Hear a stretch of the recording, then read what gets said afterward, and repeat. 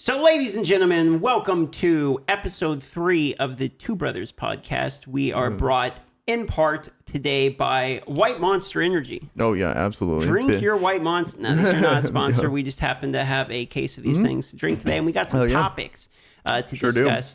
And I think yesterday happened the first topic, which is going to be AI music, because if you haven't seen this yet, AI is starting to get to the point where it's making music, and there was a Drake song, which it's sure really good. I listened to it multiple times. It's actually good.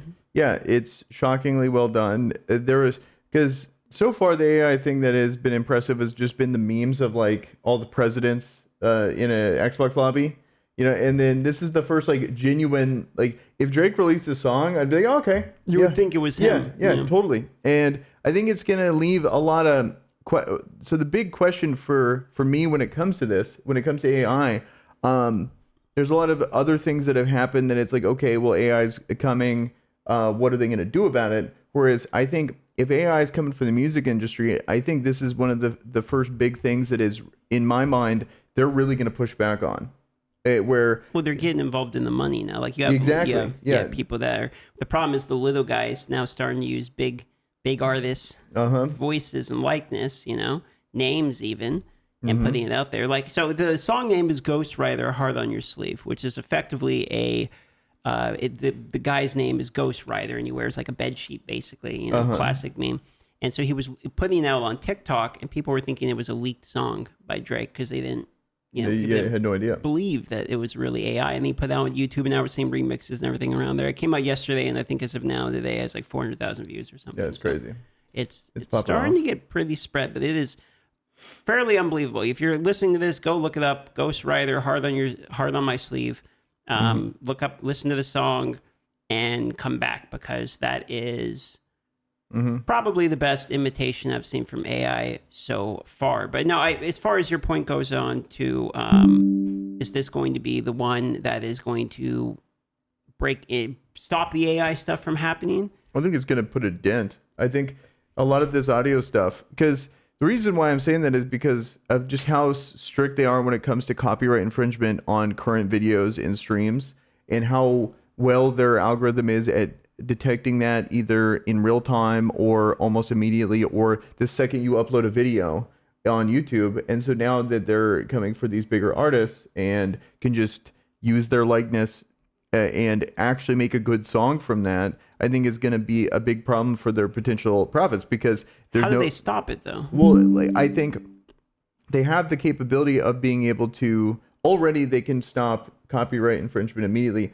I don't know if they're going to be able to discern between actual Drake and non-actual Drake.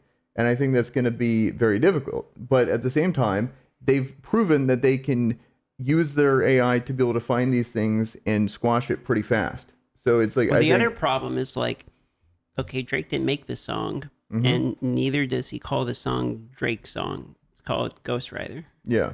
So it's not actually Drake. Yeah. So where's the legal case? Like, you see where I'm going? Like, how can they actually?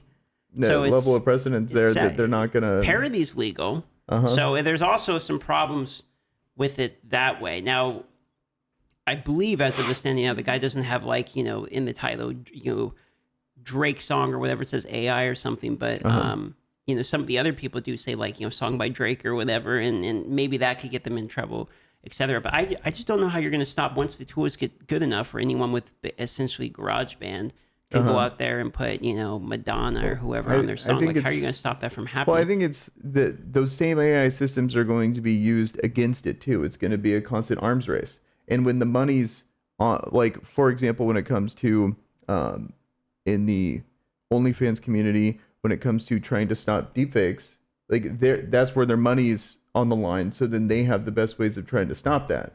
Whereas same with music, like their money's on the line. They're going to put all their tools into stopping that to keep the money flowing. If there's no financial backing towards it, I don't see them actually able to, no one's going to have enough resources to stop it, in my opinion. But just because like they put all these resources in AI and to make the thing, then they're going to also have those same AI resources to try to stop the thing. I think it's always going to be trying to plug the holes kind of thing. I don't know if it's ever going to be fully done, but at the same time, it could be like how we look at torrenting and pirating at the moment, where it's like, yeah, it's a thing and they can't really stop it, but it does impact them, and then they haven't been able to finish it. So I don't know where it's going to go. It's hard to really speculate on how this is going to happen. Like but it's I think kind of AI art. Like at the moment, AI art is considered basically ripping off of other artists. Like you have other artists to go make something, the AI art gets inspired on it, whatever you want to call it, and does a mimic of it or meshes different styles together, etc.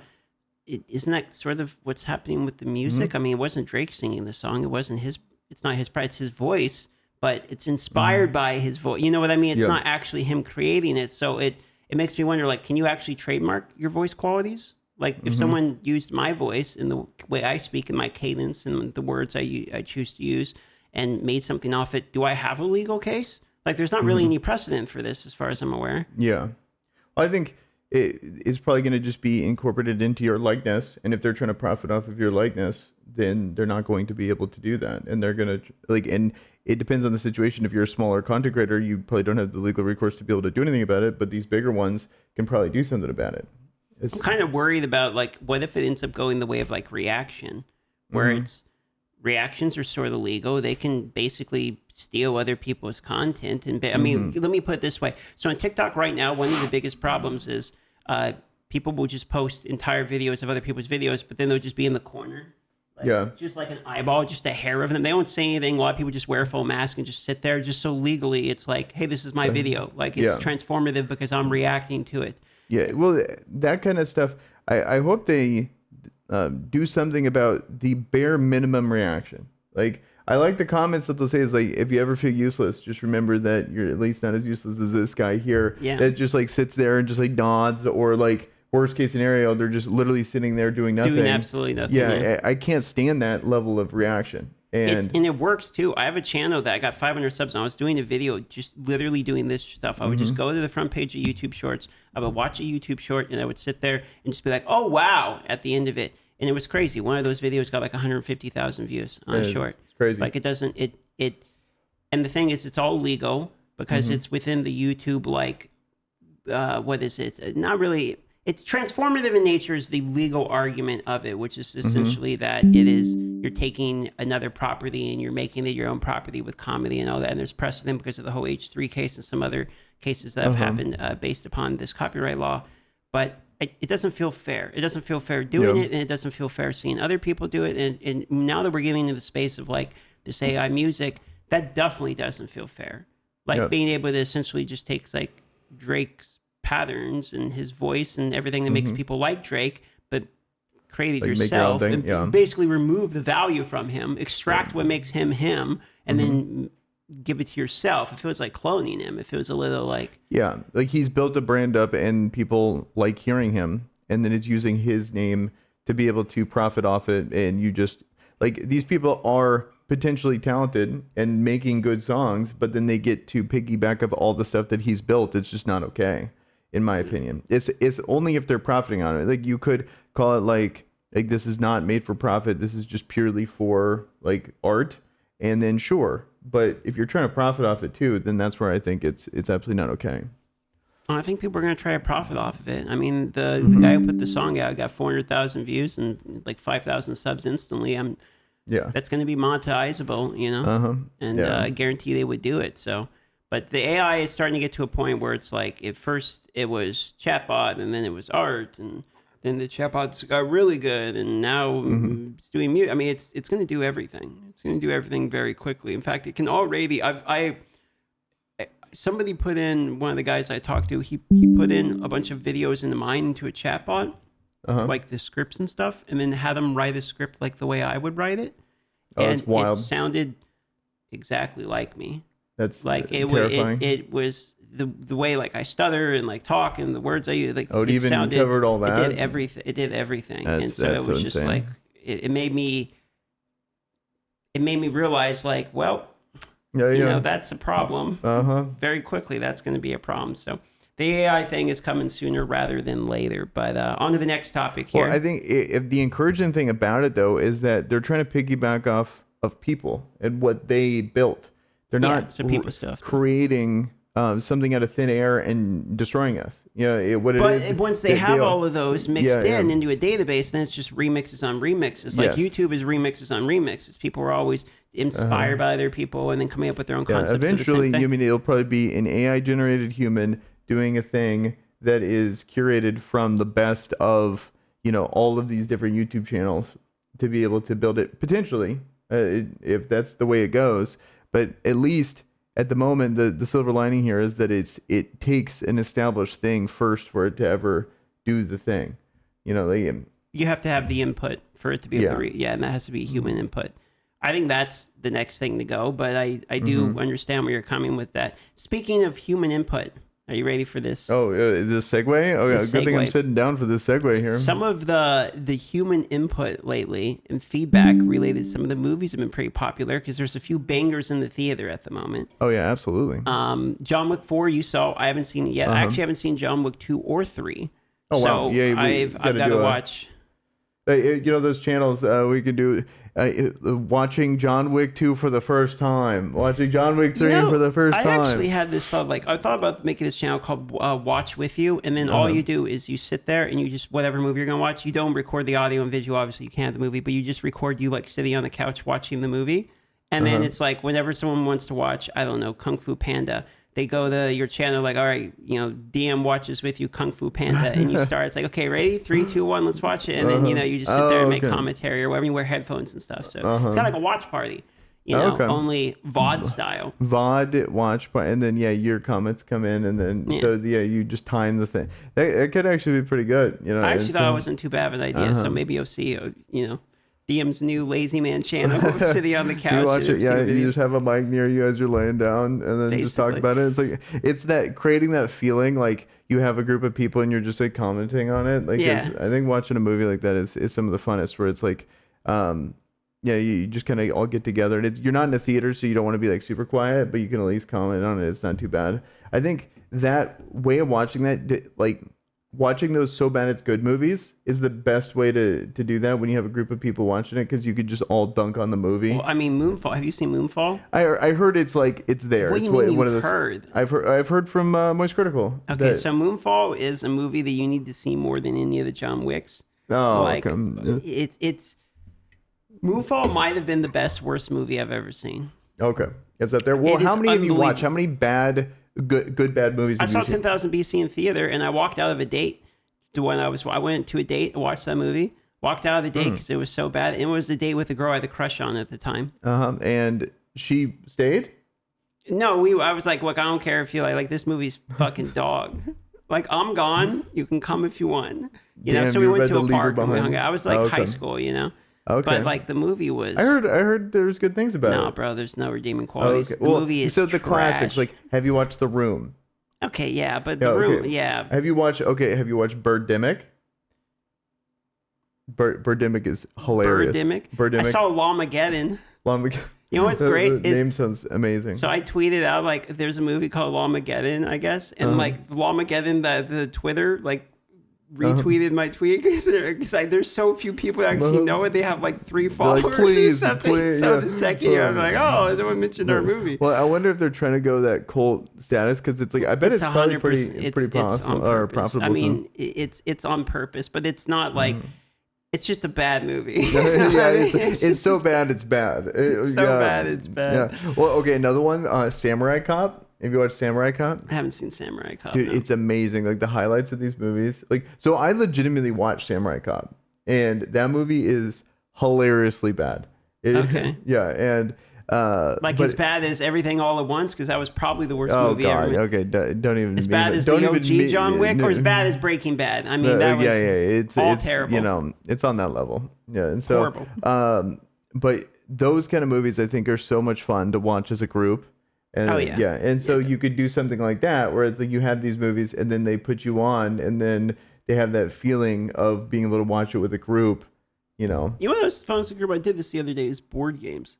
Board games, I feel stood the test of time. Board games are a massive community. Yeah. They're still really enjoyable and just really good. There was this one that we played the other day where you have to survive a sandstorm in the desert and get all the pieces called Survivor or something. that's You have to pretty cool. like pick up all the pieces of like your plane and like build a plane to get out of there. But it's a co-op game, so like you're not competing with each other. You're just you Yeah, have I to beat like the those game. kind of board games where it's like, you might get like 1 or 2 playthroughs of it because you got to figure out the patterns. But those first couple experiences are a lot of fun where it's like not a competition. It's like, okay, let's work together and do the thing. We tried to do one similar to that, but it was too complicated. Which one did we try? The Eldritch Horror one where we tried to. Yeah. Yeah, Yeah, that it one, took, like, you forever. need a massive table. And then we spent probably 45 minutes to an hour just setting it up, like learning the rules. And then we were like, you know what? Never mind. But at the same time, I think it's probably a really good game, and I think a lot of people liked it. But it's like I don't think we were in the headspace for this like massive No, 4-hour experience. you got to be like Yeah. ready for it. You can't just Yeah. pull it out of nowhere. Like, hey, let's try this for all day. Mm-hmm. You got to be in. You Yeah. got to be in the zone. Okay, where are we going with the movies and theaters? So Movies, theaters. John Wick 4, absolutely incredible. It shocks me that they were able to level up the action scenes while also making them entertaining. And I hope what it does is it levels up just action in general, because it's like the level of action that's in this. It'd be so cool to apply some of these concepts, but to like Mandalorian, or because it's like I'm watching these action scenes and they're so boring, and it's like I just saw peak action, and I'm watching any other action movie, and it just doesn't live up to it at all. My biggest issue with the Mandalorian is it's like super flashy, but the substance feels bad. Yeah. Like, to give you an example, instead of just saying that, like the most recent episode of the Mandalorian, when they get cut off by the door. Spoiler alert, by the way. When they get cut off by the door, and Din's on the other side of the door, and then there's the 4 Mandalorians around. If you look at them, one of the Mandalorians literally doesn't even get hit at all. He just goes and just falls over. He just falls over dead, like he had a heart attack. Yeah. And it's like, Well, the stunt choreographers, I don't know what's going on there, but like this is a pattern in pretty like most Star Wars, like ever since Disney took over, where it's just so neglected. Like you have the big fight scene with Rey and Kylo in the second movie. the Praetorian Guards. Yeah, and then there's multiple shots where you see them like either have to intentionally miss Rey, or they'll wait for her to do something so then they can finally attack. It's like it's so lazy. I never felt that way in the prequels. Like I never saw Obi-Wan purposely miss Darth Maul during the 2v1. There is the memes about them spinning, but There's the spinning with the- Obi-Wan versus Anakin. Yeah, there is that, but most of the fight choreography is actually really good, in my opinion. They really worked on it. Like, and you look at the behind the scenes and how much they worked on Yeah, the and lightsaber. It was a reshot big part. Yeah, and then you have this one where it's like you could tell that they never put that To much be fair, level. there is one. Palpatine getting arrested is a pretty questionable fight scene. Like the other Jedi basically die instantly, and you could argue that's Palpatine's like power level, but it's and then he doesn't do anything. It's like they just go, Well, whoa, no, I like suck. he bodies like all the people there. I want to say it was like Mace Windu wants to arrest him, and then it's like all the other people come through, and he just bodies them. And nothing is more funny than watching that scene and then watching one of those Star Wars theory channels or whatever, and them narrating what he does in the books. And when you see them like, and he did all of these like crazy moves and all these things to beat them, and then you watch it in real time, and it's like, shut up. You did not do that. It was just, this is just an L. Like, you don't need to justify this. It's embarrassing to try to justify this. You can't. And plus it's some of those Jedi were supposed to be like some of the they had the droid specialist Jedi, admittedly I forget his name, and then they also had the guy with tentacles. It's Kung or something. I forget. Is it Kit Fisto? Kit Fisto. It started with a K. I was thinking Kung Pao the movie for some reason. I'm like, it's not Kung Pao. It's Kit Fisto. He doesn't fight as well as him. Yeah. But Kit Fisto, like on the power level wise, as far as Jedi, is supposed to be a fairly strong Jedi, and they get Palpatine's on a whole other level. But like two moves. Well, like I just don't like that they made everyone like master duelists. Like I wish they had better levels to it, like where it's like Palpatine's more the schemer, and he just bodies them not in like fighting with a lightsaber, but like with abilities. True, I get your point. I do think Palpatine is like the exception where it's okay because he's so strong in the Force. He's supposed to be like everything. Vader's strong in the Force. He's also strong with the lightsaber. He's strong in all of it. He's also like smart and all that. But like Thrawn is a good example where you're saying where he only is like specialized in tactics only, you know, and that's his. I like power. that. I like, for example, Dooku. I like that he's like the duelist guy. Like he's really good at and that. And he fights like a duelist. And he looks like a duelist. He stands sideways and all like that. Has like that regal, you know, like he's like a fencer. And I like that wish they had that with like Yoda, for example, or he's just like a caster. Like they would have same with Palpatine. I kind of wish he prioritized the casting. Yeah, he can duel. You but like the forms. Yeah, you like I like saying, classes and stuff like that. Like, okay, when you get to this level, like, oh shit, he's way up here, and then he just bodies him. So then you don't have to explain away all this bullshit where you have this old guy. And you have to like CGI someone and put his face on top, and then he has like weird expressions. Like I thought they did a good job with Dooku. They managed to pull it off, even though it's really difficult because he's like Dooku was 80 a at the time. believable, good, well written character. Yeah, just I think overall. it speaks to Christopher Lee and them picking a good character for it because it's like he's such a badass in real life that it kind of, even at that age, he was able to pull that presence off. But I think in general, that doesn't really work. Especially when it comes to. Well, I think the Mandalorian for me is what bothers me is just they want to make one special guy of like a group of people. So it's like there's a bunch of Jedis, but there's a special Jedi. So like Obi-Wan and Anakin, because we know them and we're focused on them and all the important ones, they are always going to have the cool fights and everything. But it's like the Mandalorian's got basically the exact same problem where it's like Paz Vizsla, Paz Vizsla. He had a cool scene where he fought like somewhat decently, but then Din's got cool scenes where he fights somewhat decently. Bo-Katan's got some pretty like really good fight scenes, especially with Darksaber. But then all these other people who are also fucking Mandalorians, by the way, and they die in 2 seconds to stormtroopers, and one like. They don't even like. Did some of them die to pirates too? Like that. Some of them died to literal air. Yeah. So like I don't like the scene. The scene with Din is like embarrassing. He goes in there with 4 Mandalorians, okay, and like the same number basically of stormtroopers land, and all the other Mandalorians are just dead. Like you don't see, they're just dead. They're just.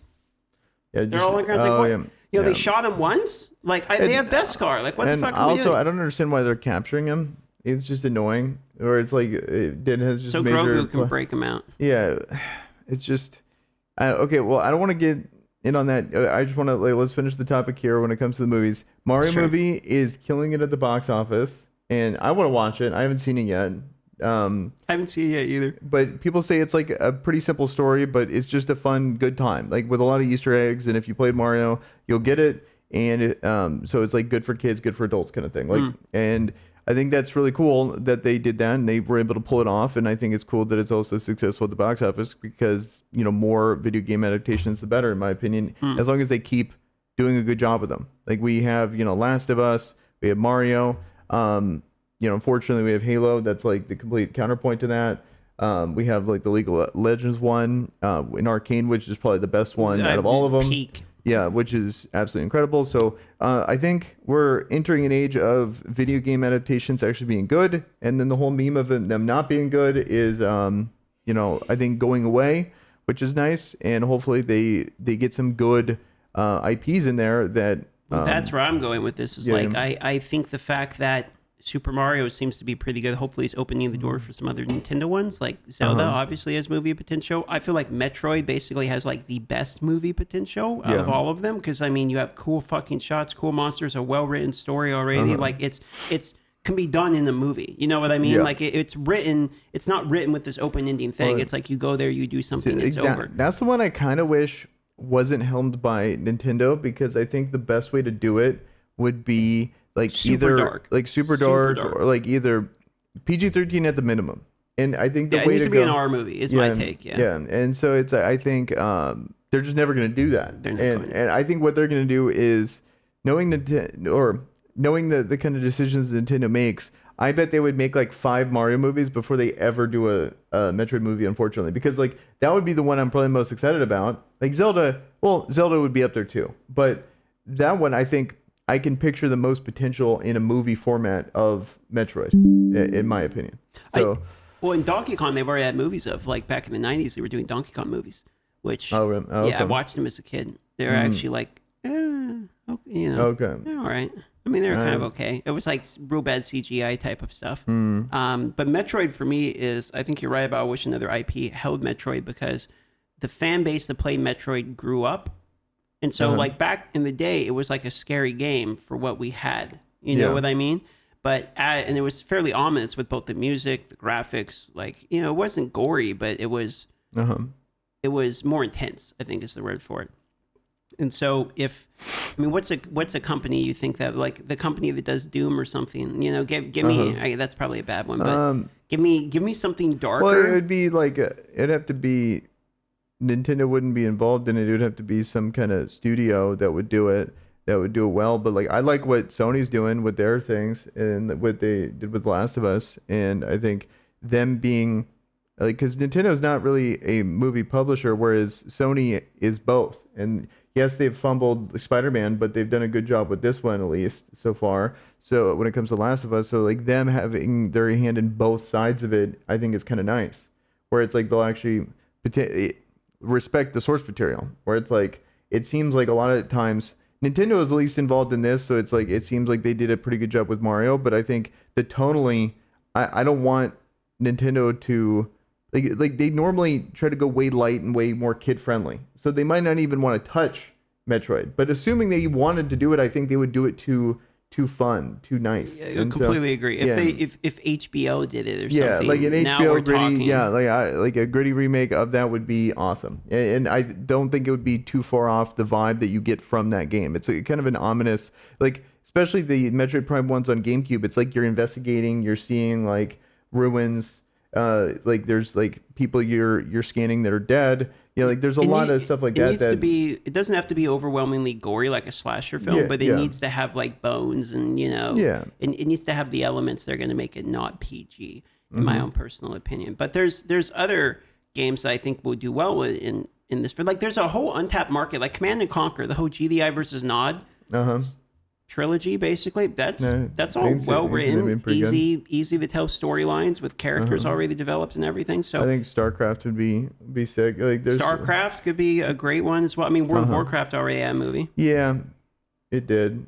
I mean, that was a movie. It had the movie. It was one of the movies of all time. But like, you could probably do like based on hearing what people are saying about the lore now. I don't know. Like, I'm sure that there's like a movie's worth that would be awesome in the World of Warcraft universe. Like where you could just take like just easily. Like you'd probably talk about Arthas or something like that. Like there's a ton of stories. Yeah, Arthas, you got Cataclysm, you got like there'd be an absolute ton there. There's so many. It's like a whole untapped thing there. It's just probably be a good TV show. I think what I want to do is a Marvel What If style TV show and WoW, where you go back and just tell the story of like each one of these characters. Like each character has an episode, so it's like the story of Arthas, the story of Deathwing, the story of Sylvanas or whatever. Yeah, Sylvanas. Yeah, like I think that would be pretty cool. It's just, it's a bummer because this stuff takes so long. When you ever hear like, oh, they're announcing this, I'm like, okay, I'm excited in 3 years from now. Yeah, and which is a bummer. But I think it's cool that you could tell that they're greenlighting more of these now. And then you have 2 major successes back to back.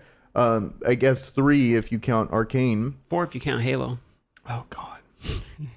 Oh yeah. It bothers me so much that they spent like what $200 million on that dog shit. But bro, don't even give us a season 2. Just remake it. Just it start again. Over. Start over. Literally start over and do it again. So I've been looking into it, and when it comes to the story, like so, Frank O'Connor was like the guy that was like the community manager at Bungie. Like he would just imagine being the community manager, but then going to 343, he gets promoted to like head of like Halo's content, like so he starts writing for it, and then like basically every retcon and all the changes that 343 has made or like would take the old lore and like misinterpret it was basically him. And so it's like I've just never seen someone get such a massive like career bump. Like imagine going from community creator to like that level of responsibility. I think that's pretty massive, but I feel like writing's just a very different gig. Oh yeah, than a community manager. Yeah, like and so I don't know. It's such a weird, career bump, and then move over. But he didn't write the TV show though. He didn't write the TV show, but he was like on board when it came to that. And then like there's a lot of I don't know those specifics of writing. Like that's my big question when it comes to these because there's multiple things like Resident Evil show. I didn't watch it, but people are saying it's completely terrible. The Halo one and Witcher. So all of these shows, like, how are they hiring these people? Because not only did all of them suck, but all of them actively in press say they never played the games and wanted to make their own story. That's the part How does that happen? Okay, that's the part that confuses me because it's already like, I mean, there's Velma and stuff where like they're taking older stuff and rehashing it. I think to sell it to totally different audiences, which sort of makes sense. But the part that I don't get is when you take a video game. I'm talking specifically the video game ones, and then you say, I'm going to tell a video game story, but I'm going to purposely not look at the video game. I don't understand. It's like, why not tell a new story? Like, why take the game then? Isn't the point that, like, it has a story? Is that not literally the point of why you would want to tell that game story? Well, I think it's worse than that. They don't even want to tell that game story. What they want is they want the fans of that IP. Yes. And nothing's more apparent. Like, and I think what they're doing is they're going like, okay, here's a script we got for a show. And then they're like, okay, well, it's kind of sci-fi. Well, let's just buy this IP so we get all the viewers in for this, and then that's a way to funnel people in and watch this show. So it's like, we already got this thing written that's kind of sci-fi-ish, change the names to Master Chief and Cortana and Well, I Halsey, just think the scripts are so generic. You could write this script from the get-go, like, without even... But like, I think what they're doing is they have it all packaged up, like purchased, ready to go. And then they just slide the IP in. They just put that in, and so it's like, we got it. Let's just, here we go, we got it. And then they have to like probably go out and say like, oh yeah, they're trying to sell you on the fact that they didn't play the game, sell you on it because it's like retroactive, like this is where they're at. But I would get that if they didn't like purposely factually remove the helmet to piss you off. Oh yeah, like I mean, it's like they looked enough just to figure out the stuff not to do, and then said, "Hey, fuck you! You're trying to tell us how to do it. Fuck you! We're going to do it anyway." It was like bitter. It was bitter and like it was vindictive. It felt like, because it's like. Because if you're gonna remove the helmet, okay, I get it. Like, you have to remove the helmet in some of the Mandalorians, even like they have to remove the helmet so you can see Mac. I get it, okay. But it's like, if you're going to remove the helmet, like, you don't have to do it it's during the height of its controversy. You know, they purposely like faux screen zoom in on the face. Here it comes slowly. Like, you're gonna see his face. It's like, you know that it's a big secret, so they're playing. Don't act like it's a big secret if you're gonna. You know what I mean? It just felt very like transparent. Yeah. But and then there's so many weird scenes when it came to that. It was just so blatantly like, I don't get it, and it's like they want to make the job harder for themselves, because it's very vindicating seeing Last of Us keep the same source material and look how popular it is. It's very popular. They even use some of the same lines, same scenes, even same shots, like from the game, which. I mean, the intro alone, they pay the homage to the game like right away, basically. And that's so much infinitely better. And it's nice to finally have a point like, yeah, fuck you guys for doing this. Here's proof. They get more success. More people watch it. Like, every W imaginable, just because they did exactly what they should have done initially. It's like, you don't need fan service. Like, you don't have to have, in Star Wars, you don't have to have Darth Maul on the screen in every shot in order to make the fans like it or whatever. Or, you do have to have some fan service, I guess, but you don't have to have like an insane amount of it. But in shows where there's stuff that is expected out of the IP, to purposely not do it just feels like a dumb decision. Yeah. It's like let's tell a Star Wars show, but let's never talk about the Force. Let's never talk about any Jedis. Let's never talk about the Empire or the Republic. Like, if you do that, people are going to be like, hey, this is kind of weird. But if you in Halo, let's do the one thing people don't want to see, have them remove the helmet. And then on top of that, like, just the show was just poorly written. It was just literally poorly written. Like, it had the worst female character writing I've ever seen, where it felt like what they were trying to do was do let's do a progressive message with this, which is fine. That's I'm not against that, but like, what doesn't make sense is by doing that, they literally wrote the worst written female character that's ever been in a show, which is the first thing she does is, as soon as she removes her emotional empathy chip, like the one that's blocking her emotions, she becomes so emotional that she not only breaks down the battlefield, which is like the PTSD. So I get that, and I was sold on that side. But she becomes so emotional, the first thing she does after she has her emotional regulator is she goes and dyes her hair pink.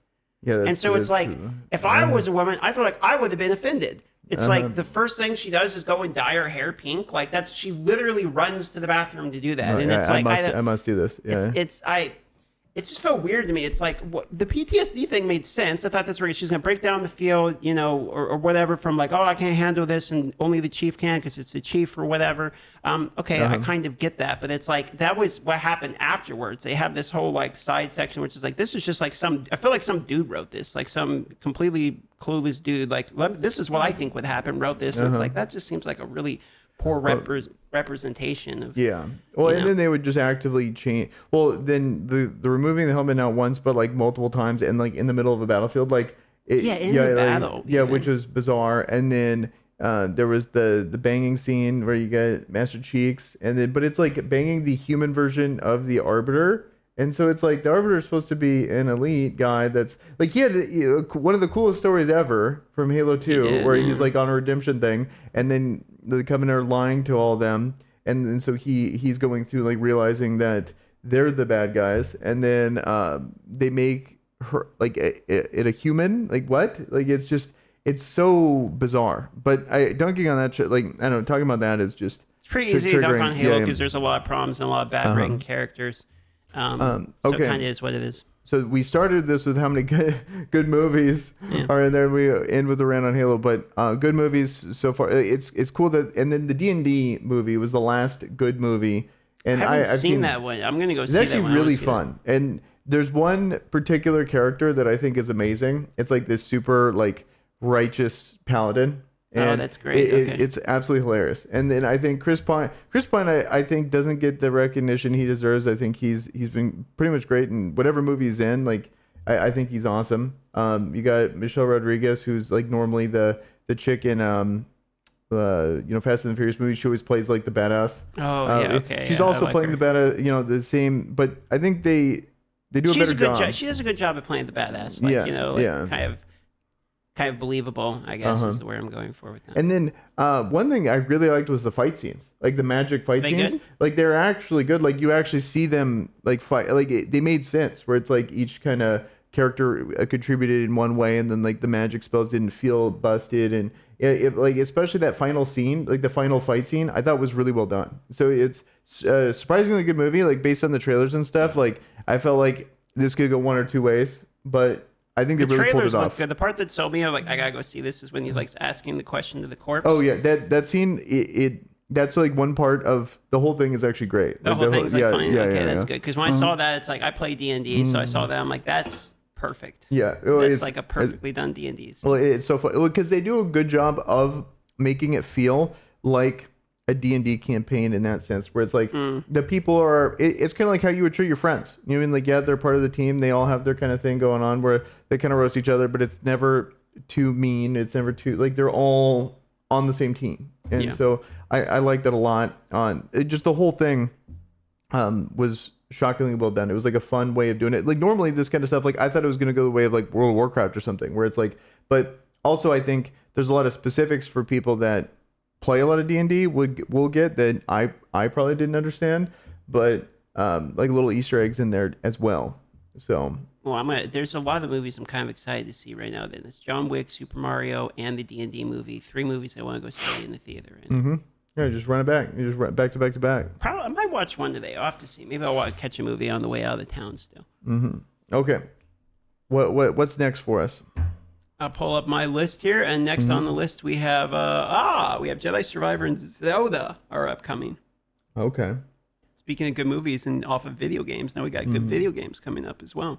Yeah, these are like Jedi Survivor these games feel like the combination of a movie / game. And I think these are the kind of things that would do really well in the movie space too. Survivor, Fallen Order and Survivor are very typically a great example of a game I don't enjoy. If it was not Star Wars, I would not like the game. Oh, okay. So, like Uncharted, hate it. Oh, you're not a fan? It's supposed to be a goated game, hate it. Like these games that are on rails where you essentially play through what I would consider like a Disneyland attraction type of ride where you go through and like these things happen, pops out and the trains derail and like all the stuff that, happens to literally everyone every time they play the game. Those types of games just aren't fun for me typically. They're very boring. I prefer to watch them over actually play them. I enjoy playing it because we were playing it at the same time, and I enjoy Survivor. I'm sure I'm going to enjoy it the same way I enjoyed Fallen Order, because it's Star Wars. But even when I started playing Fallen Order in the beginning, I only made it halfway through. I didn't beat the whole thing. Like I got bored. Yeah, because I think you played it like right when it came out, I and did. then stuff, and then we finished it in one playthrough like years later. Yeah. But I was surprised at how much I liked the combat of Fallen Order. I thought the combat was really fun. That was the reason to play the game, which is yeah. why I was almost a little disappointed, because while the combat was great and like the reflecting the bullets and the fighting and all that felt good, and like I felt like I was actually a Jedi in the combat, I spent half of the game on a wall climbing, like from point to point. Well, and that, yeah, the best upgrade was like the fast climber, like when you got those things. I thought those were awesome, and then yeah, because the tedious stuff like that is annoying. I thought like sometimes I would get like stuck and like learning the map. But other than that, like I think that was just me being new to the game. But once I started to pick it up, it was like, okay, we're just flying through here. And then the highlights for me in that game were the boss fights. Like if you heard me during the boss fights, you would think I'm miserable because I was like cussing up a storm. But figuring it out and beating them was like was really fun for me. Hard but fair. Yeah. Which is why it felt so good, because you actually felt like I'm in a lightsaber fight and anyone could win, you know? You didn't feel like, okay, I'm a god gamer that, or I have the right items. It's just like, no, you got to land your parries, you got to dodge, and you got to hit him when he's vulnerable. Yeah. And that's a mark of a good boss fight. So I agree. The boss fights were quite good, which just goes back to the combat. Like the combat's really good. So if Survivor is like 80% combat, 20% puzzles and running around, then I'll be happier. Whereas a game like Zelda, I can deal with the puzzles and platforming and stuff a lot more, because it feels like that's a little bit more the point of the game. Like I don't really feel like I'm picking up Zelda for the combat. Yeah, Zelda's usually, I would say, majority puzzles. Which I'm okay with for the Zelda series. I did like the combat in Wind Waker. I thought they did a really good job. I actually thought Wind Waker was pretty good. A little underrated. It wasn't amazing. At first, I did not like it. Like when I first played it, I was like, I wanted, like just a spiritual successor of Ocarina of Time, because like I played that one into Majora's Mask, and Majora's Mask I learned to like, but I didn't like the pressure of like you only have the 3 days and then you have to reset 3 days to reset. Whereas I wanted like something like Ocarina of Time where you could just like explore, but I thought the sailing was just tedious, like in that game where it's like okay, I think that's fair. Yeah. I am really curious where Nintendo is, and we talked a little bit about this last time, but I don't think the podcast made it live, where I'm really curious about what Nintendo's plan is with their consoles, because we're at a position where it feels about time for Nintendo to do something else with their consoles, but yeah, we're kind of coming out with next-gen games like the next Zelda and stuff. Yeah. So, I gotta sneeze. Oh, God, save us all! I think I'm still alive. Okay, I think the so far, so good. The consoles are at a point where it feels like it's about time for an update. And normally Nintendo does something like different. Like they went the Wii to the Wii U to the Switch. Yep. Right? So it's always something. Oh, God save the Queen. Goddamn. I'm back. I don't know what happened there. You have a cat floating around you or something. Apparently. Someone around here does. Yeah. But, so yes, like, because that's my big thing. Like, we just watched the trailer. The third trailer dropped. And it looks amazing, because like a comment said this really well, whereas like the first couple trailers were good, but this one is like dispelling all doubt. This is going to be awesome. But my big worry, maybe this is more my worry because of Game Freak, not because of an actual good developer, but the performance on the most recent Pokemon games was so dog that it's like you have this really ambitious game in this new Zelda game, and then the frame rate is going to be so ass that people are going to just roast it because I want to play the game. It's the same company that did the first. Well, like Game Freak, yeah, it's the same company that did the first one, but I don't remember. Like this one is, because now that game came out in like 2017, and now this 6 years later on the same hardware, no changes, even on the updated. Like I asked people that had the new Switch, and there's no updates in the processor there, and then but there's also no updates in terms of software from Zelda. I mean, Breath of the Wild and the new Zelda, like they're the same graphics. Well, they're just updating that. There's a new map, basically. The capabilities and being able to fuse stuff, like I'm worried that the performance will potentially take a hit trying to build all these different assets and having all these things that are in like all these new objects in the world now where you can interact with and change and do stuff. Like I wonder if that's going to make a massive performance hit, because it's pretty ambitious on what you're able to do and what you're able to build. Here's what I legitimately believe. That Nintendo knows and is aware that Pokemon fans will buy literally any dog shit and will probably not complain about it and show for the game. That's just hardcore Pokemon fans. Like I don't know. They're gonna like best IP in the history. I mean, you Arceus had shows. Scarlet serve this has shows. dog, and then people just eat it up. Just fucking love it. It's the largest franchise literally in the history of humanity. So because of that, yep, it feels like they're just printing money. And plus, the other thing with that is Pokemon went from their 2D to their first 3D. Okay, now Zelda, if they drop the ball on Zelda, I feel like it's a way bigger deal than dropping the ball on Pokemon.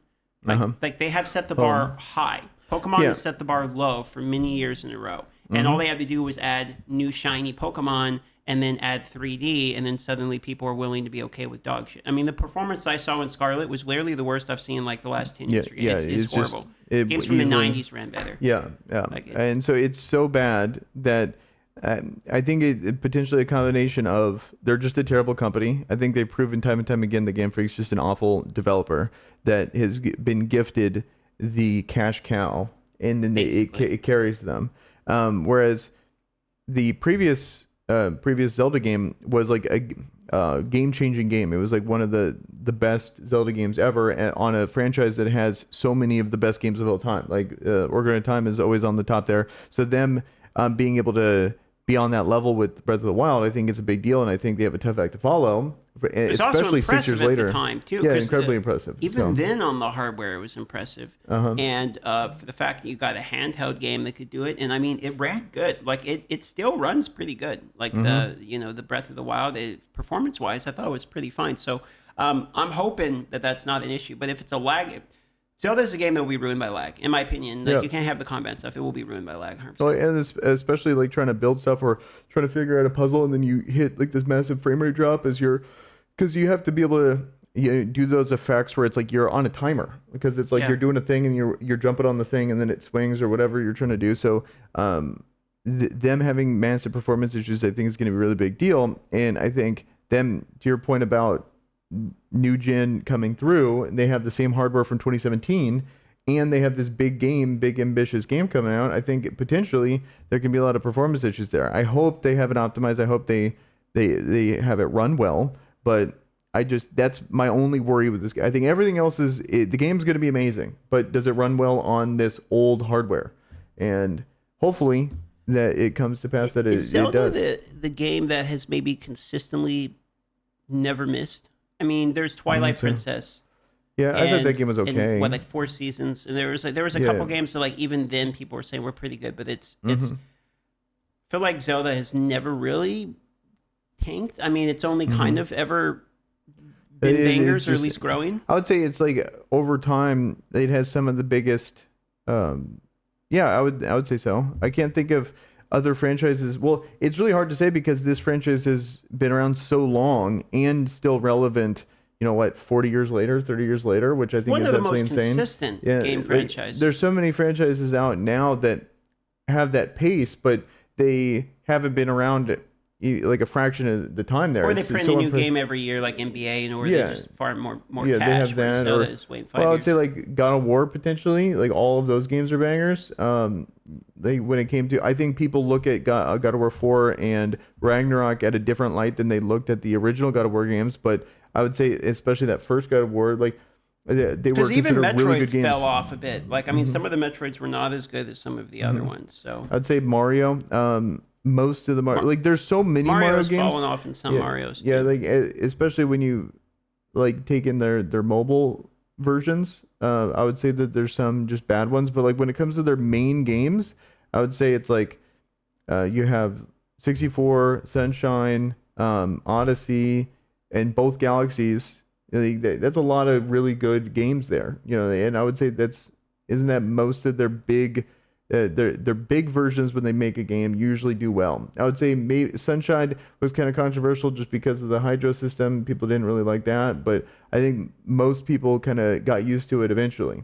This is why I didn't play it. When I was a kid, I saw the backpack that scored the water and just never played the game again. That was basically what happened for me. But apparently I missed out, and it was supposed to be one of the best. Yeah, I liked it a lot. I thought it was pretty good. I didn't like that initially either, but it was cool. It just reminded me of Majora's Mask, where it's like you have this expectation and then they throw this like wrench in there where it's like, why'd you have to do that? You know, like you have a good game here. I wanted like a GameCube in Mario 64, basically. Yeah, like I wanted the somewhat open world. I think like Mario 64 was one of the first open world games, wasn't it? I think it on that level, absolutely, because it's like, I mean, it's not technically open world, but like it sort of is. You know, I mean, there was requirements for different levels, but like you could kind of go through at your own pace, which that's when I'm going to get one over some kind of multiple choice there, like where like you had different porches to go through and stuff. So it's like as much as an open world you could possibly get at that time. I don't have to have a unique gaming experience that no one else in the world's ever done, but I like to at least be tried to let on to think I'm having that experience. You know what I mean? You don't want the rails. Like it seems like the rails. That's right where you lose me. When it's like you go through a cutscene. The intro to the game is like a cutscene, and then it's you're right in the action. Quickly run, and now you're running from something, and then you jump on this, and it blows up, and then a car comes, and you jump in the car, and then you're shooting out the back of the car. Like I just fucking hate that. Like anytime it's that stuff, I'm just like, I'm gonna turn the game off. Okay, yeah. So it sounds like you would absolutely hate the new God of Wars. You like, probably. I can see why you don't like I haven't really cared. Yeah, and so it's I get that where it's like you don't have much agency on what you get to do. I feel like why would I play this and not watch it? Yeah. Like I can't think of any reason because it's like, okay, do I want to be the one aiming like the mini game gun to shoot down the birds they're flying as my chariot goes down the road? You know what I mean? It's always something stupid. Well, it reminds me of those games like where you literally couldn't move your character. Have you ever played those where it's like you're just shooting and then it's like people come and shoot? Like it's like a narrative version of that. I think it comes down to how engaging the combat is because it's like I was okay with that in Fallen Order because of just how fun that was in each scenario. And you can like, oh, okay, I learned this move. Now I can go up to these stormtroopers and like push them off or whatever, you know? So that's a good point. Yeah. I think if you have kind of basic stuff, then it's just not fun. And then it's like, okay, it's a good story. Sure. I'll go watch it. Like, and, but yeah, that's probably what I would do with, Uncharted, but now I haven't watched it and it's finally on PC. But if I really cared, I would have just watched it immediately because I didn't have a PS4. Okay. I'm going to ask you a hard question. Okay. So what is the movie game, excuse me. What is the game, say last 10 years, that everyone else seems to like that you don't like? Let's see. I would say Battle Royales / Call of Duty. Yeah. It's a pretty good answer. Yeah, you're not really into the like let's drop in boys. Although we did play Fortnite a bunch, right? When it launched. Well, we played it because it was like so popular, and I wanted to like. It was like uber popular. Yeah, it was like Pokemon Go popular. Like looking at that graph on Google Trends was hilarious, and I wanted to give it a shot. Like it's a new thing, and I do like shooters. It's like okay, after playing Halo for so long, and then going into League of Legends, it was like okay, this is kind of my genre again. Like shooters are kind of back, and I just didn't like it because it took so long to get in, and like, you know, I'm obviously bad at the game and I'm trying to learn the game, and it's very punishing to try to learn where it's like you land in, you farm up, you do the thing and then die. Okay. So then I was just playing fucking Farming Simulator for like 10 minutes, drop back in, 10 minutes, drop back in. I don't have like one moment to like, okay, I better land these shots, or I better do well here, or I better build right. And especially in the beginning of Fortnite, like now that there's like a place to like practice, like I think I would have liked that a lot more, to where I could just get comfortable. The zero build makes me more interested in Fortnite because I lost interest basically in Fortnite the second I realized that everyone had developed to a point that they just build a tower.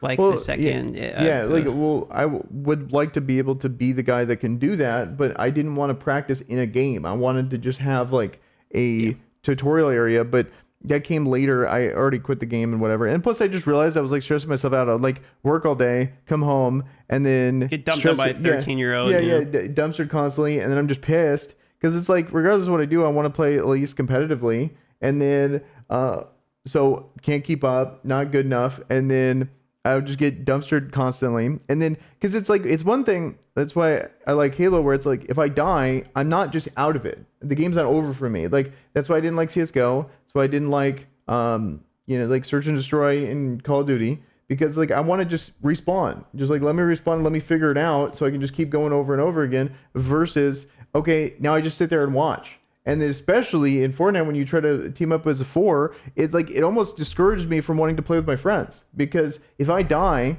in that, now I'm just sitting there watching, and especially if you have a good friend, so it actively discourages you to be worse than your friend, because if your friend's really good, then I'm just gonna sit here and watch him for 15 fucking minutes, and then okay, nice job, good job. Where it's like, can you just? I'm like actively. And then you get a W that you weren't even alive for. I wasn't even alive for, or it's like I'm actively wanting my friend to suck. Like, can you just die real quick? I mean, I want to, support you, but at the same time, I want to play the fucking game. I don't have much time here. It's like, you're right. Those battle royales are kind of the. It's the only time in first-person shooters you want to have the worst teammates you've ever had. Yeah, and fuck it, just everyone die. All right, I'm out of here. See ya. Yeah. So. Okay, that's a good answer. That's a good answer. I like that one. No, you're right. Mm-hmm. The battle royales, because I've enjoyed some of the battle royales, and you don't really play them much. I've always been kind of like, come on, let's play some battle royales, but they do have those problems. Yeah. So. No, that's real and true. I think it's the meme for that. Mine's Warhammer 40K. 40. Okay. Are you talking about the games? Here's the thing. Let me walk you through it. So I have tried Warhammer 40K, both from the in-person models, from the RTS strategy games, and I've watched some of the cinematics. I think Warhammer 40K makes a really cool universe in TikToks and cutscenes. Yeah. And a dog shit boring game. Now that's my controversial opinion, because I know it's not what everyone feels. Well, I don't know if it's because of the lore stuff, but Dark Tides is the most recent one, and that's overwhelmingly negative or mixed on Steam. I don't know about that one. I played one before. It was RTS, and I logged in. And it was basically spreadsheet simulator. It was I'm back on EVE Online.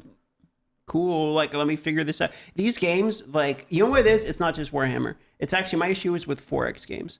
The types of games I don't like are the turn-based. I'm going to build my economy and my military and spread out. The only one I like of this is Civilization. I like Civilization because it's the casual Monopoly is Civilization version of it. Similar to an RTS, or is it even more turn-based than that? It's completely turn-based. So Civilization is you have a turn. You can do some economic decisions. You can do some policy decisions. You can do your military building, each one of and then you can move your units. They call them 4X games is basically how those work, where you have multiple things that you do within a turn, and then you go to the next person, you're waiting on them to do their turn, etc. Yeah, I would absolutely hate that. Yeah, no, those are the types of games that very often I don't actually end up enjoying myself, the turn-based ones. I feel like we've gotten to a point where board games exist, on the digital, but that's cool, but I don't want to play a board game on the computer. Yeah. I would want to in person with people. Board games are actually pretty fun in person, and so it's but yeah, because I was thinking that same thing where it's this is just a board game. Yeah, but basically, but the manages all for you. And actually, I have Tabletop Simulator, which is sort of like a tabletop simulator. I don't know how to put it, basically. And that's quite good. They're part of this. I own a VR, and VR is pretty overhyped. I feel VR is cool. It's real cool, but it's cool because you can see what it's going to be, not because of what it is. Yeah, if that makes sense. You play the games and you just get a headache. That's same boat for me too, where it's I'd play a little bit of Pavlov and then sit down and I would just be miserable because it's I'm actively enjoying the experience, but I'm so sick that it's I have to sit down and get it. But I'm not gonna it's like going on a ride, and I think it's really cool. But I like to, because I think patch culture in games and VR, seeing potential is such a slippery slope. Because it's nowadays what it is I did this a lot with Destiny. I feel like Destiny could have been such a good game, but then they were fumbling it on the PvP side. But I'm such a small fraction of the people that play Destiny that like that. Sure. But I would think this could be really good.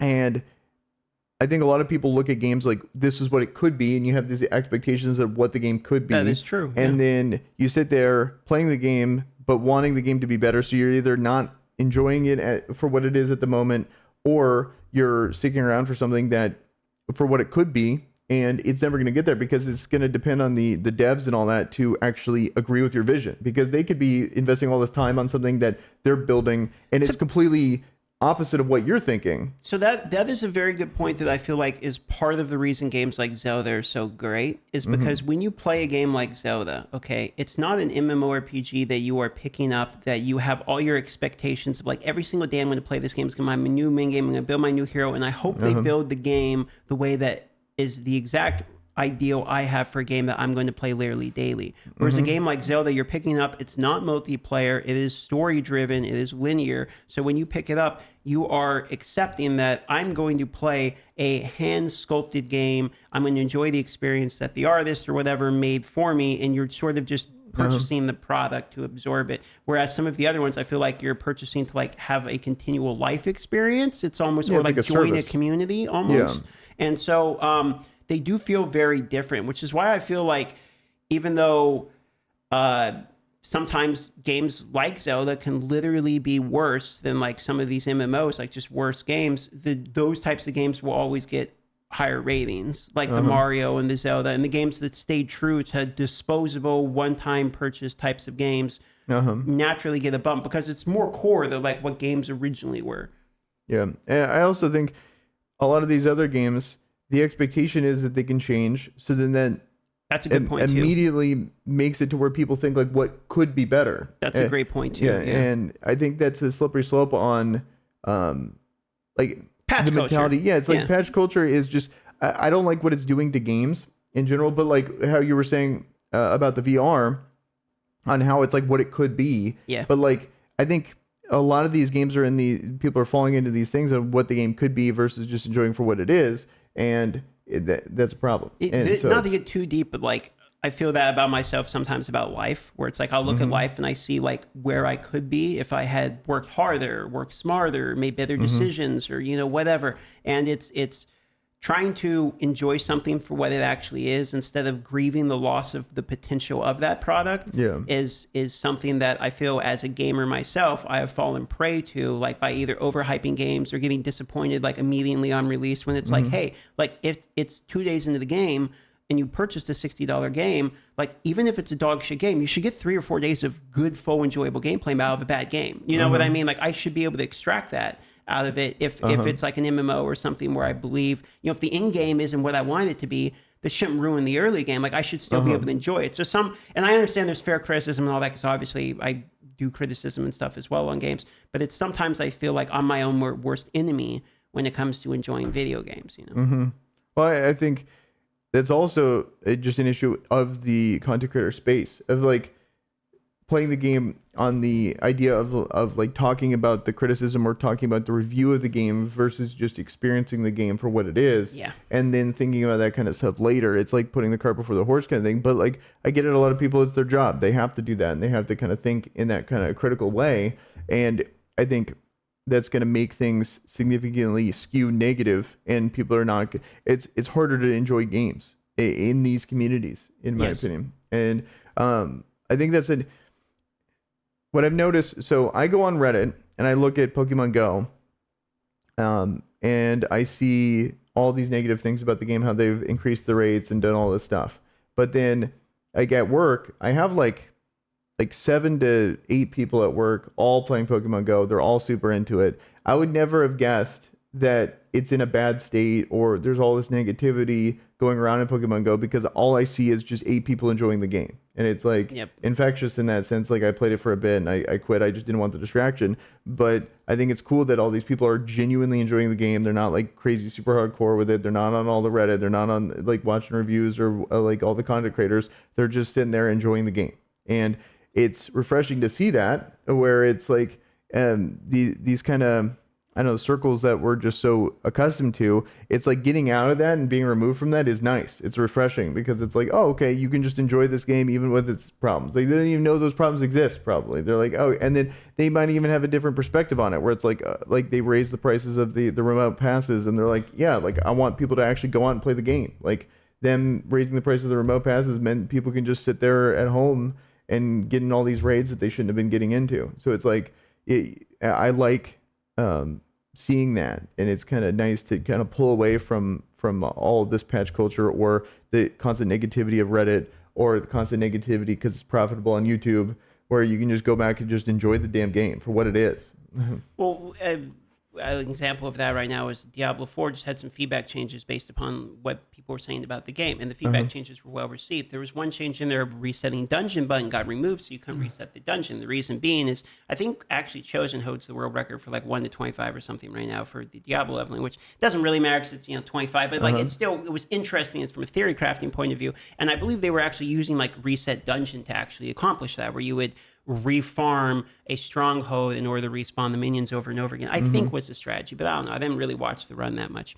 But what people were doing is they were picking like the fastest dungeon and then resetting it like over and over again. And so what they did is they removed that reset dungeon button in order to basically stop min-maxing and make it where the gameplay loop is just go out, explore the world, have the dungeons be a byproduct. Like we don't want you from 1 to all the way to the max level to do the same dungeon over Killing and over and over again. boars. Exactly. Yeah. Like in the forest killing boars. So effectively people, even because it's more efficient, if you leave something that's more efficient in the game, people are going to do that because it saves them time, even if it's way worse of a game when you do that. So removing that, people are going to be mad because it's the efficient bracket everyone was harvesting or whatever. But I think I'm like one of the only people that actually thinks this is like a smart change. Well, I don't want to be forced into an efficient loop. I don't want to be like I want to be enjoying the story the correct way, and to do that shouldn't mean I'm 15 levels behind. And give me close to the original vision of the game. To pitch the game, I'll listen. If I think your vision for the devs is a good vision of the game, I'm going to buy the game and get close to your original vision as possible. I don't need this. Okay, well, my cheesy tactic of doing this is gone or removed. Like I'm okay with it. Remove it. Like if it makes the game better, remove it. I just don't understand the mentality. Like, especially in Diablo, like who are you competing against? Yes, there's the ladder. Yes, there's the season ladder and stuff like that. But like, I don't know, the games like this, it's like people manufacture these things to compete towards.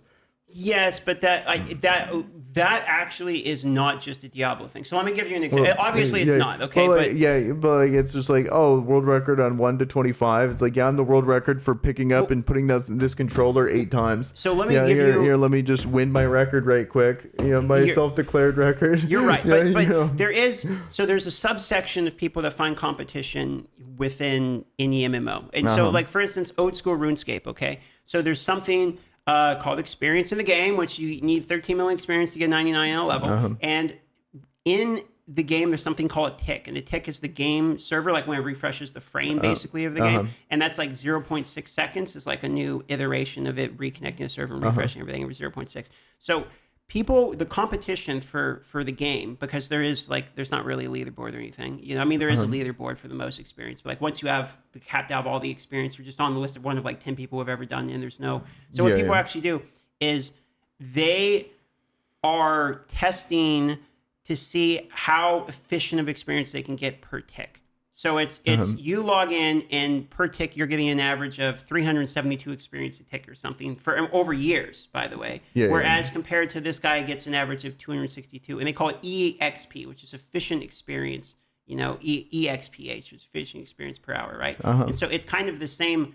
I feel like that right there is actually a huge dispute within the RuneScape community, because the people that focus on efficient experience per hour, like very often will either look down on people who don't do that, or are like the toxic type of people, like they'll be competitive within themselves and like shit talk other people that aren't, as efficient experience per hour, etc. Oh, these are the hardcore of the hardcore right here. So people will find competition over something that basically doesn't matter in a game that's not designed that way, like all of the time. But Diablo is designed that way to be competitive. So all the people come to it, and then you have that group of people who are ultra competitive, and they're just going to make competition out of everything. So I can see the competition like server first, or like these things, and so like I can see what they're competing for. It's just, I don't know. I think these games, it's like they create their own competition that serves themselves.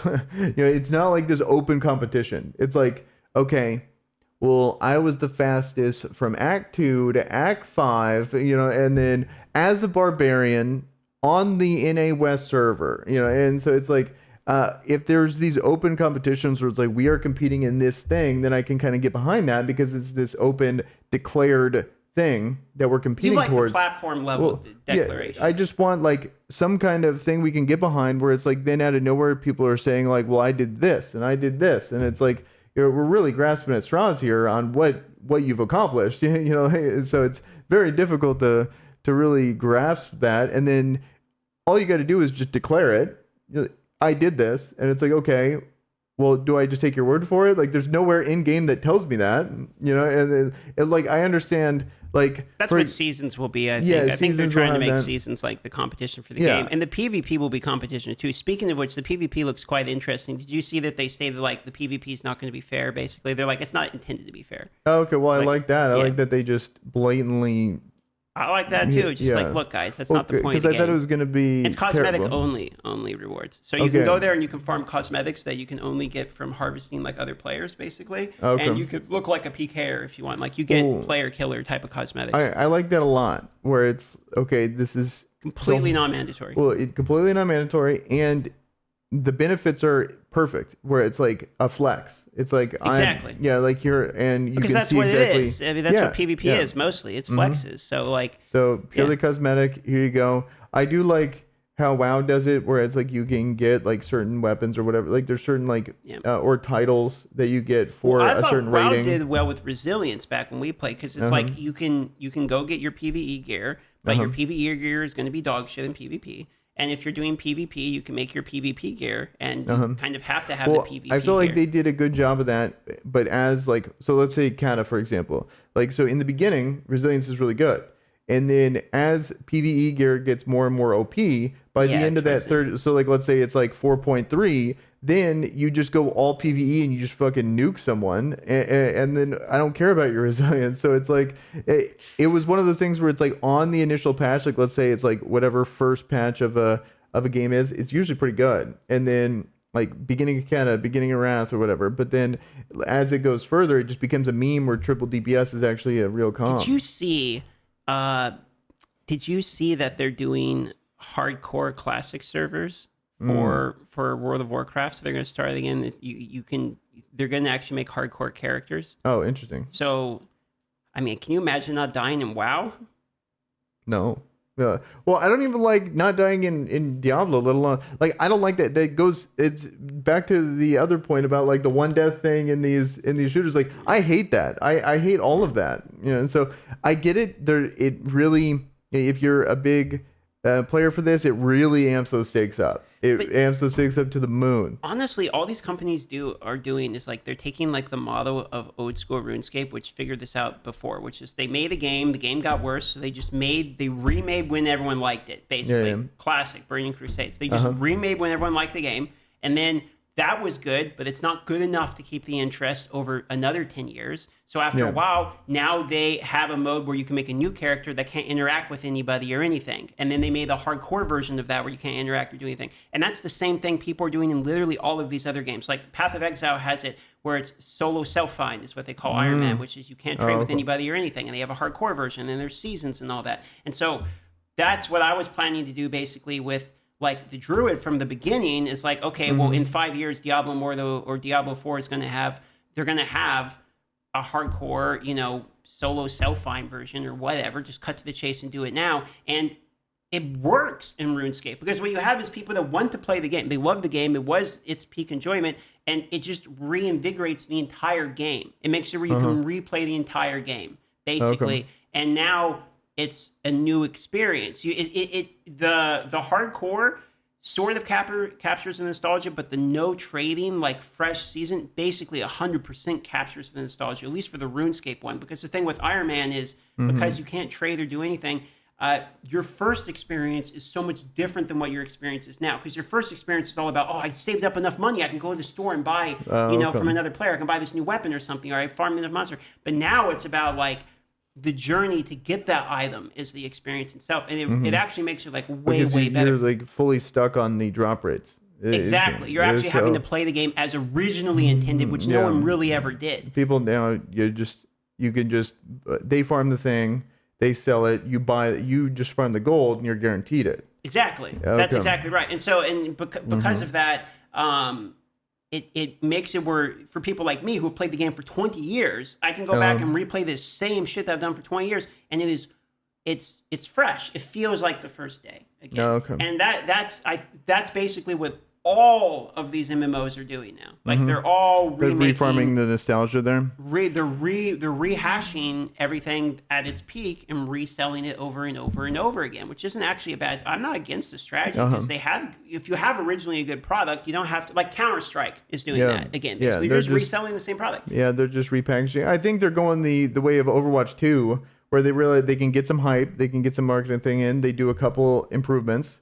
Hopefully, they improve stuff like under the hood, or it like make it modern when it comes to like servers and stuff like that. I think that would be a pretty big increase. Like I haven't looked into it on what they're doing. I remember you were talking about like the smoke and how it's like actually directional and stuff, but like that's the only thing that I've seen. But I think they need to do that to be able to compete with Valorant, where like that's really coming for that spot there. I don't know the player graphs, but I'm assuming Valorant's probably more popular. I don't think that's accurate. I think CS:GO is actually more popular. Okay. Just based on I'm curious on what it is. It's hard to say because one's on Rise client, one's on Steam, so we can see Steam's numbers there. But the Act Man, I watched a video by, the only reason I say this, I watched a video by the Act Man. He actually talks about Valorant versus CSGO, where he talks about Counter-Strike 2 and like the rise of Counter-Strike and how it actually worked. He broke down the numbers quite well, so we'd have to rewatch that. But he actually talked about this exact topic. Yeah. Okay. Well, that'd be interesting to know, because after seeing Halo's numbers and how pathetic they are, and then comparing it directly to Apex's numbers, I was like, holy shit, like these numbers are so much more insane than I was expecting. The problem with playing Halo is it from the get-go you have problems, because half the matches start with somebody not even connecting. Like there's issues, there's ping issues, I once or twice in a long grind session, I will get in one of the matches, I will melee someone that literally does 0 damage. Yeah, and then you'll hear the audio cue. Yeah. There's weird stuff, like you hear melee deaths from people that get hit. Well, that's it's like a kill confirmed thing, where it's like but it should be the sound sound. Well, I completely agree, and like luckily you could turn it off. But like I was playing it for a bit, and I was like, this is a bizarre change, where it's like I'm autoing someone, or like I'm BRing someone, kill them, and then it makes like a really weird noise, and so I'm panicking, like looking around, like who got meleeed and died, but it's like, no, I'm good. And then I don't know, it just some weird decisions, but like. All that to say, like there is a lot of good in that game, but it's still fun. It doesn't. None of it, like especially the FPS genre is probably one of the most competitive genres when it comes to needing to be flexible and needing to be able to push out content fast. Because you have Warzone, you have Fortnite. I would say is the biggest thing there, where it's like they're pushing out new content, new seasons, all this stuff, and it's still nowhere near as popular as it used to be. Even Call of Duty, like they crank that shit out fast. And I don't know about Apex, but if you open Call of Duty mobile, for instance, you have the mobile has casual and ranked, you have zombie mode, you have battle royale, you have like the training fields. Yeah, there's so much shit to do. 5 different game modes you can go just from launching the game. And like when we were playing Fortnite for a bit, like. Each season, there was new cosmetics, new things, clean UI, game worked, and then a ton of players. But like, there would be massive changes and massive patch updates fast. So for Halo to try to compete with probably the hardest games to compete with nowadays, because I'm not even mentioning PUBG, and like that's another big game too. And CS:GO's in that same thing, even though they don't really change much. They're just pretty much a staple.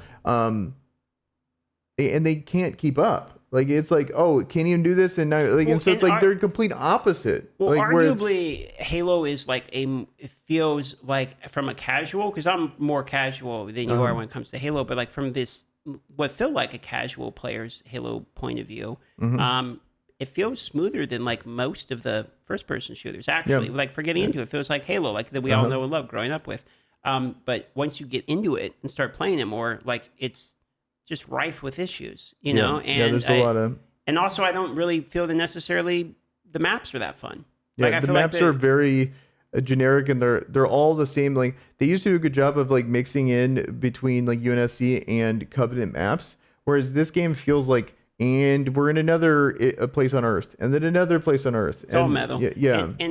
And the UI is horrible. I mean, in my opinion, the UI it's probably the worst UI I've ever seen in a game. It's one of the worst. It takes me, whenever I want to find something organically, like I know there's a setting in the game or something I want to find, whenever I go to look for whatever the thing is, I don't know where it is in the game. It takes me the longest to find it out of almost any game. Yeah. It feels very even muting somebody is like a 13-click process. Yeah, I have to, because you play on the actual keyboard and mouse, I play on controller. In game, I have to press start, press select, then go to the character, then mute them, which is super unintuitive. Normally, I have to even scroll. Well, I'm used to having to go like, you hold select, and you see the people. I can't interface with that. It used to be you do that, and then I could like interface with the people there. You should be able to mute with one. I should be able to just click on the name. Like just hit tab, exactly. Move, and just click on a yeah, mute because you're button. hitting tab. Tab is the thing for scoreboard to see, and then their name's right there, and you should be able to mute them right there. Just click and but mute. like I have to press start, and then who would have thought that like after pressing start for in settings, the middle of a first-person shooting game, I have to click and open up a full UI screen. It's like what the? In order to hear some guy stop screaming like obscenities. Yes. Like it's actually shockingly bad. Half the people need to get canceled in these fucking games. It's like that is one thing. I've been playing a lot of League, and first-person shooters are unique. It's like a damn it's going straight back to the Stone Age when it comes to like what people are saying. No, it's like straight. It's straight like the original Xbox lobbies. Nothing's changed. Nothing's changed. But it's like, bro, you can like, tell that this guy's old. Yeah, you can tell that this guy is saying some shit. Yeah, and it's like, how are you not have people around you? You can say it's like N bombs, R bombs, F bombs, everything. You know, it's something else. The mute button needs to be primed. And the problem is like the modern day, bro, that shit is linked to everything. Like, I mean, I feel like you could get instantly, you say that stuff, like it could end up in your work. Yeah. You know, like, I don't know what you're doing. You were saying this, like, people always joke about, like, oh, like we're fine. Like they leak text, whatever. And people are like, oh, that's fine.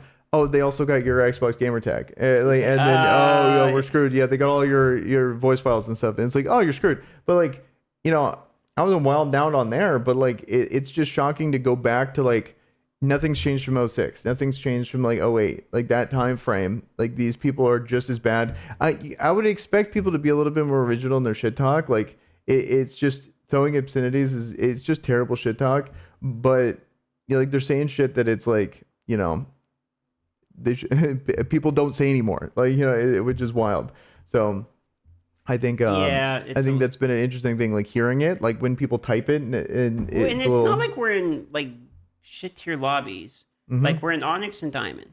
Yeah, like people are playing 50 games to get there. Like, the brain rot, like listening to like some of the good people, and like it's crazy. I don't know what it is about bro shooters, but like it's I don't think they're the most intellectual bunch. Well, you know what's weird? It's like, okay, so League of Legends, when people are flaming, like and by text, it feels like it's almost all half troll. Like the people they're flaming, like they're legitimately mad, but they don't sort of mean what they're saying. Like when I'm listening to like the people on the Xbox, it's like, oh no, you're just a piece of shit. You're actually just a piece of shit. Well, he's like yelling at the time, so it's pretty funny. It's pretty funny going back to that. Like that used to be like, if you talk to me at like 19, like, yeah, of course, like, yeah, people are shitty, whatever. But like going back to that after 10 years, it's like, people are still shitty. Yeah, people are like, this is, You would think it's the anomaly of the internet and everyone gets to be anonymous and I get to say something online real quick, but it's like, But now your gamer tag's attached to like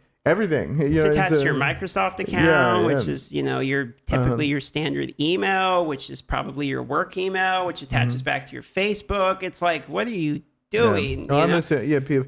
Also, it's like, maybe they just don't give a shit. Maybe they just don't have those kind of things, or they're, I don't know where they're working.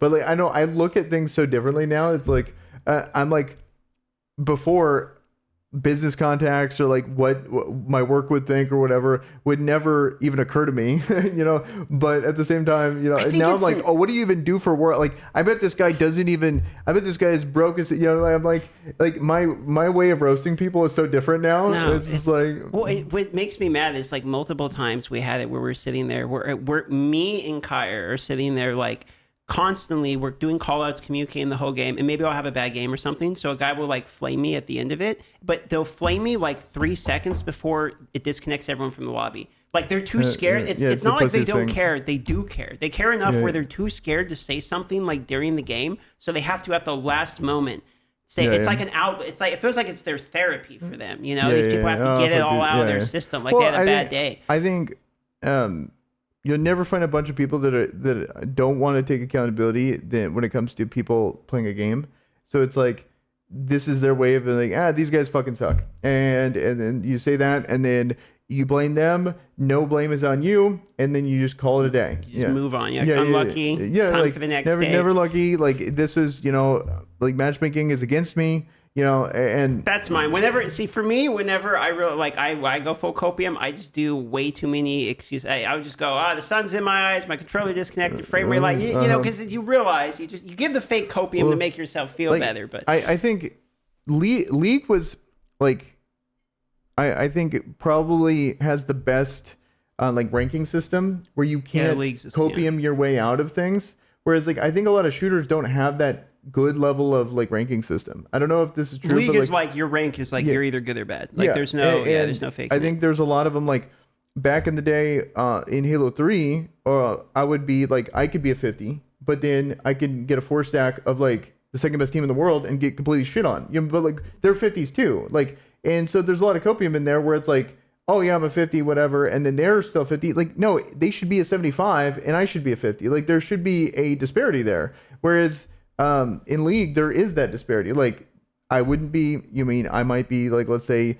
Diamond, and then they would be Challenger, and then you can see the massive disparity in the skill there. And I think a lot of shooters, like especially with Microsoft with the true skill bullshit, and like there's not that good of a ranking system. So I think what happens is a lot more people don't take account or like don't learn what it's like to actually have to rank up in a correct way.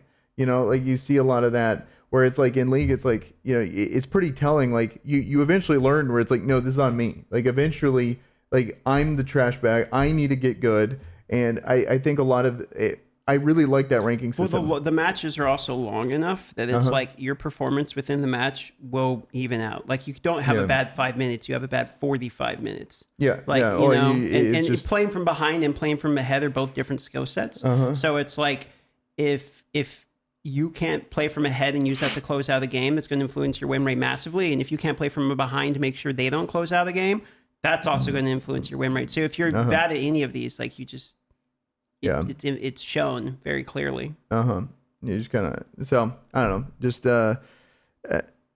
interesting thing to like kind of realize going back to this, where it's like, okay, it's still the same. I wonder if I've been playing Call of Duty this whole time, I'd be like, yeah, of course, like nothing's changed literally the whole time, but like, I'm super hyped for D4 PvP because I want to know exactly how toxic it's going to be. There's going to be one class that's probably going to rule them all. And the thing is, they did balancing for the damage of the corpse explosion, but not for the invulnerability time for blood you're mist. going to Vladimir all over people. Yeah. You're going to have Earth Vladimir. And well, I think what's going to dominate is going to be coordinating with a massive amount of people. I think that's going to be the thing that is really going to win.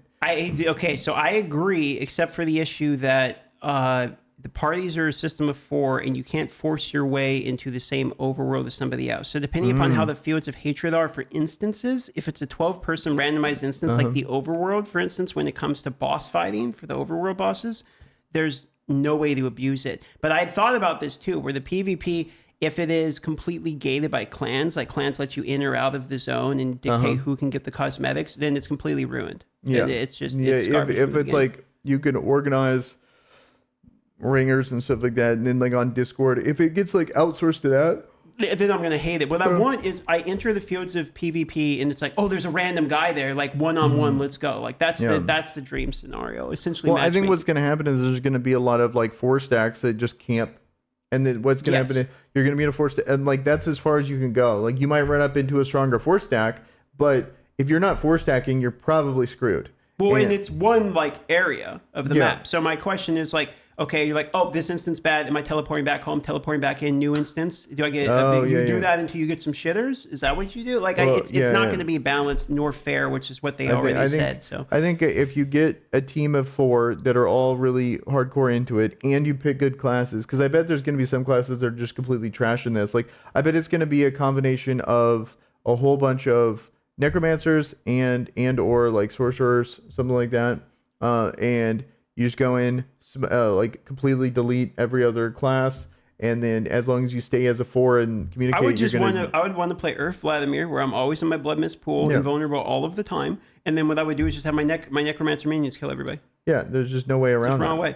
Yeah, I think the only potentially when it comes to the necromancer is just like the minions may not scale health wise, so it's like they just If get one shot constantly. If they get one shot, then it's GG for them. Yeah, so it's that could be a potential way that they get balanced because as of now they literally like break boss encounters. It's actually busted. I'm surprised I didn't see bigger change than I did. Druid got some small buffs.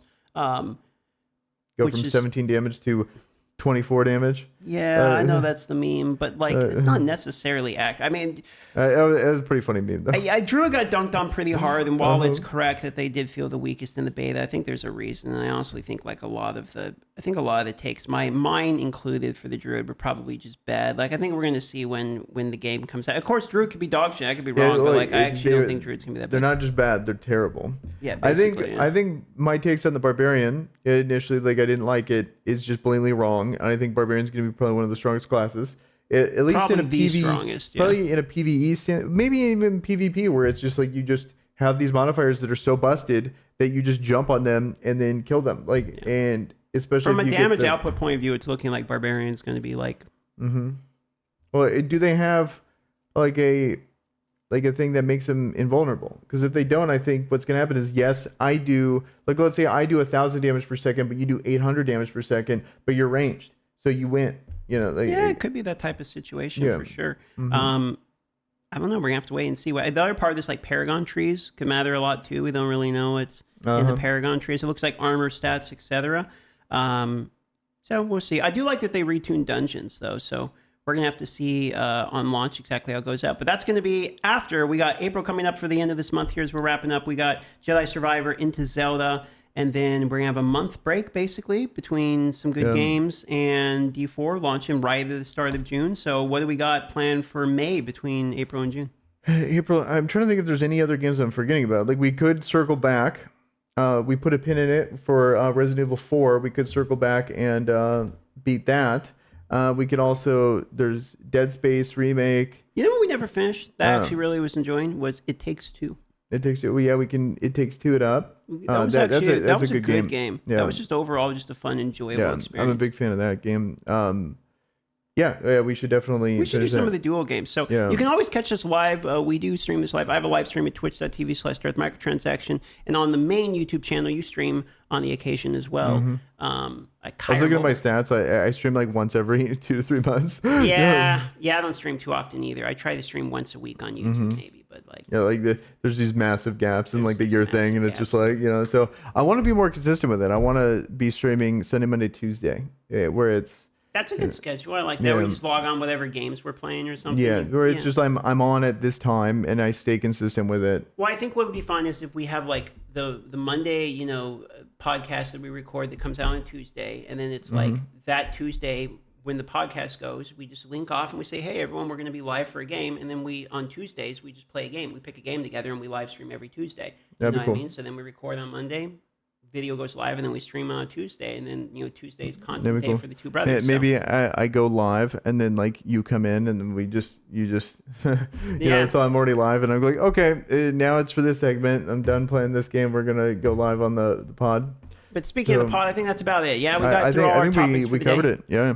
So thanks for watching. Don't forget to subscribe so you can see the notification for the next one. These are supposed to be weekly. The last two didn't come out, one because we had snow, and then one of the other ones didn't get recorded, but new computer. Yeah. I think it's on a hard drive that I didn't plug in. So these are RIP. going to be weekly. Every Tuesday, these are going to be coming out now, and you should be able to see these going forward. So that's it, everybody. Leave comments down below on what topics you want to see covered on the next one, and we'll see you on Two Brothers Tuesday podcast next week.